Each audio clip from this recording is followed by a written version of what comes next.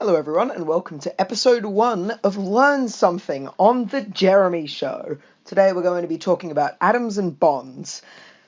What's with that graphic? No, we're not talking about that at all. We're not talking about handcuffs or underwear.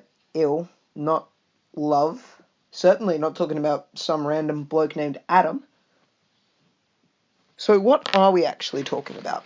Well, dear viewers, what we are talking about are these wonderful little things you might have heard of named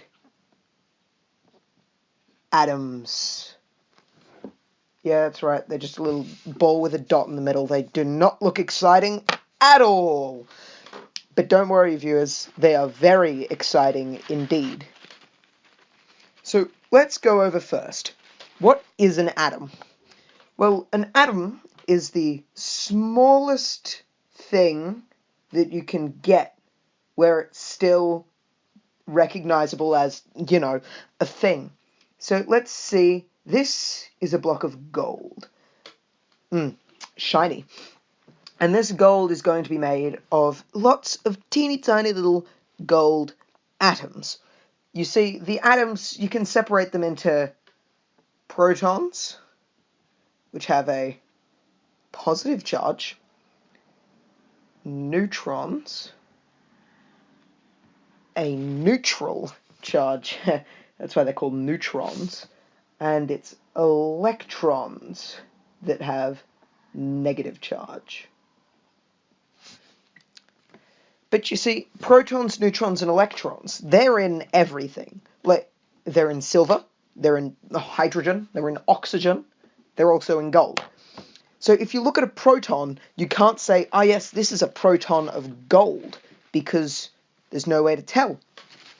But with this little atom here, you can in fact tell that that is gold by the number of protons, the number of neutrons, and the number of electrons.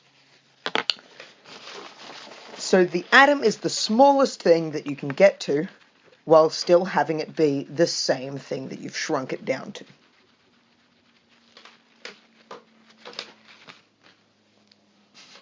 Now, dear viewers, we're going to talk more in depth about what the atoms are made of.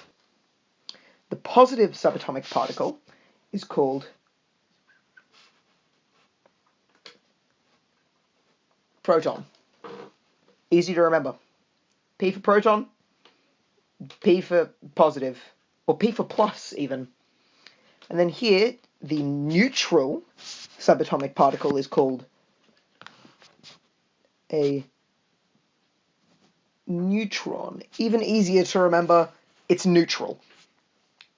And then the negative charged one is called an electron. Now look, I can't really give you a handy way to remember that. All you need to know is that the electron is the one that's not a proton or a neutron. So that's explaining what atoms are made of. Now let's go more in depth with, let's say, a helium atom.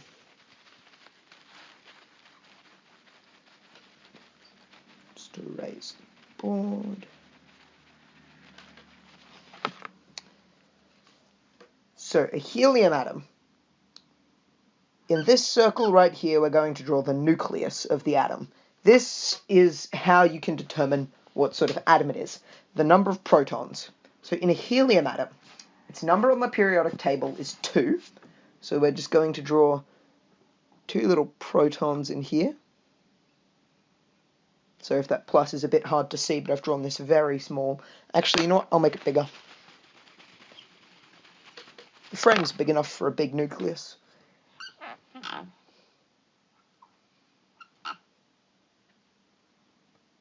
The pluses are still tiny, but you can see them.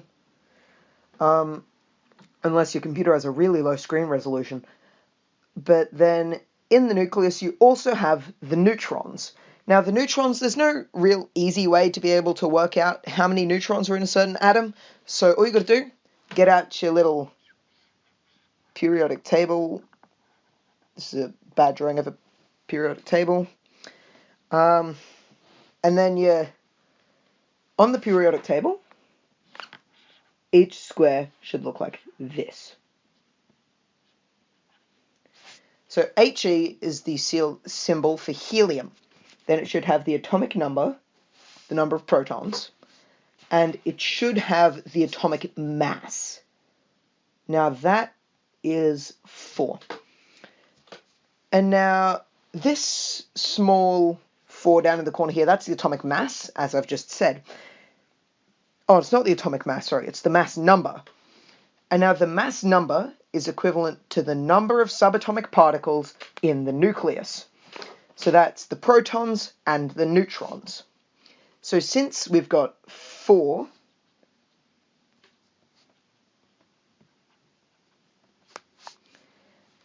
and 2 protons,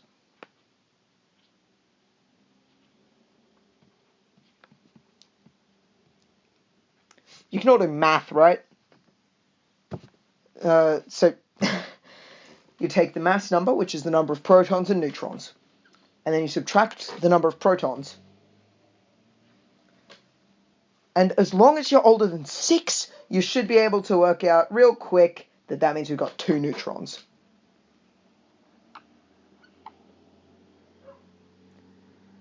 It's a neutron.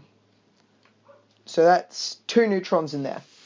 So whenever you want to know how many neutrons are in your nucleus, just look at the symbol on the periodic table, look at the mass number, which is always a whole number. The atomic mass isn't. The mass number is a whole number. Take your mass number, subtract the number of protons, the atomic number, and then out comes the number of neutrons. So that's how we formed our nucleus of helium. But of course, now this has a charge of 2 positive because there's nothing cancelling out the protons. So what are we going to do here? We're going to add some of our little negatively charged buddies, the electrons. So we just draw little circles on this side. Electrons are nowhere near this big, by the way. Electrons are tiny, much smaller than a proton. I'm just drawing this so you guys can see. So then we've got 1 electron here and 1 electron on the other side. These are what are known as electron shells on the Bohr model of atoms. Now you see, the problem with this model is that it's not entirely correct. Electrons more follow around a probability field of where they're most likely to be at any given point. But, you know, simplicity is key, right?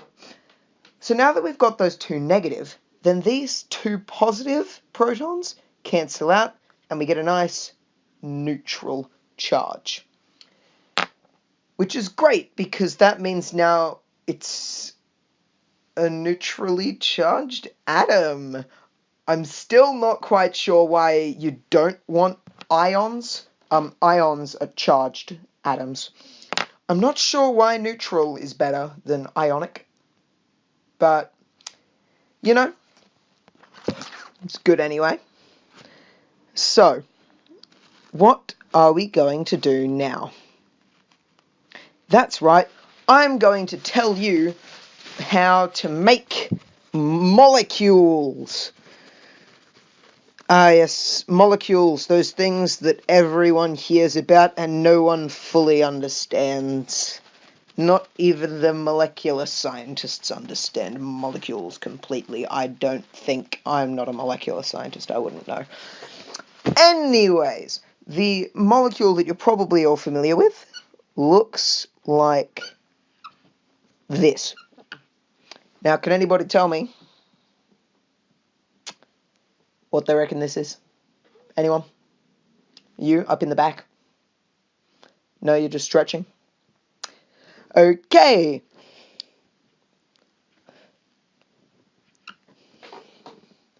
That is right, dear viewers. H2O.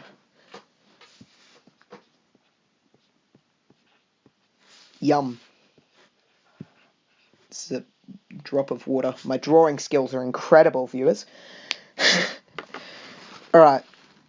So, how did we get this?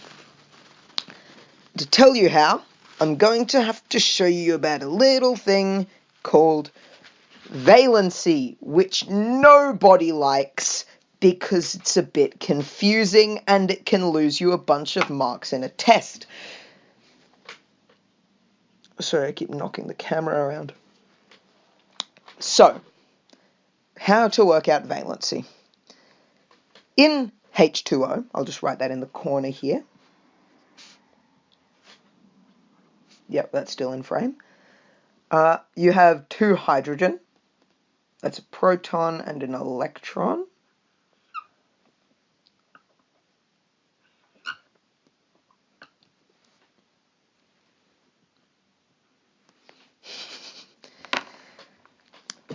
Okay, I'll stop messing around. I'm trying to teach you something here. So you've got your two hydrogens and you've got an oxygen. So what we're going to do is first draw in one atomic shell. Now this first shell can hold up to 2 electrons. So helium fills this shell. It's a noble gas. It can't react with anything because its only shell is full. Hydrogen fills up half of the first shell, but oxygen has a lot more than just 2 electrons. Otherwise, it would be either extremely charged or helium, and it's not. It's oxygen. So now I'm just going to add some more electrons. 1, 2. So now there's 6, but we're still not quite there. What we need to do is add another 2 electrons. Now we would add those here and here. For some reason, people drawing Bohr models don't like to space out their electrons evenly. I do, but for the sake of showing you how Bohr model works, we'll just stick with this. All right. So that's all of our compounds that make up this H2O. So how does it work? Now you see, dear viewers, there are 8 possible spots an electron can go in here. Currently, there is nothing occupying this spot and nothing occupying this spot. Again, those aren't the spots on an actual atom, but this is just the simplest way to explain it most correctly. And now you see, oxygen is wondering, why do I not have these 2 electrons? And then hydrogen is going, why do I have these 2 electrons that I'm not doing anything with? You see, here is an empty spot on a hydrogen atom, here and here.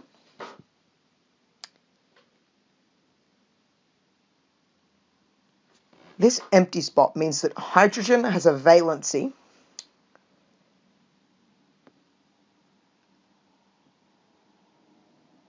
of 1 because it's got 1 empty shell and 1 as well. Now you see, hydrogen is nice. It likes to give away its electrons. So I think that's written as +1 because it has an electron that it wants to give away. Whereas oxygen, on the other hand, has only 2 out of the 8 shells missing. So 2, because there are 2 empty spots. Except oxygen likes receiving because it's a non-metal. Explained in a later video. So that'll be a -2 because it likes receiving. And now what happens, dear viewers, when you get 1 + 1? Now you don't even have to be 6 to understand this one. All you have to do is know what a number is. Because everyone that knows what a number is knows that this is 2. +2 to be exact. And then what happens when you have +2 and this -2? You get 2 minus 2, which equals 0. This math is getting a bit messy, but it equals 0. And you know what 0 means? It means that it works, because everything in science revolves around zeros. But yeah, so now all you've got to do is just slam them together. This little electron goes ploop into here. This one goes around into here. Those just add in. And then so it fills up the shell. And oxygen is happy because now it's got a full shell.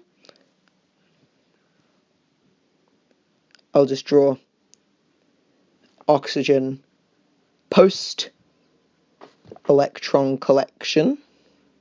It's happy. But now it also has these little happy hydrogens hanging off it like that. And so here we have hydrogen, hydrogen, and oxygen, and all of them are chemically stuck together, which gives us H2O. Because it's 2H and 1O, and that's how science works. So everybody, that's how you make a molecule. That's also what valency is, and that's also what an atom is. I hope you all learned something on this episode of Learn Something.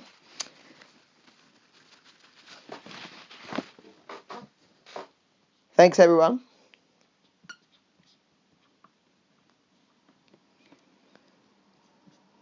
Peace out.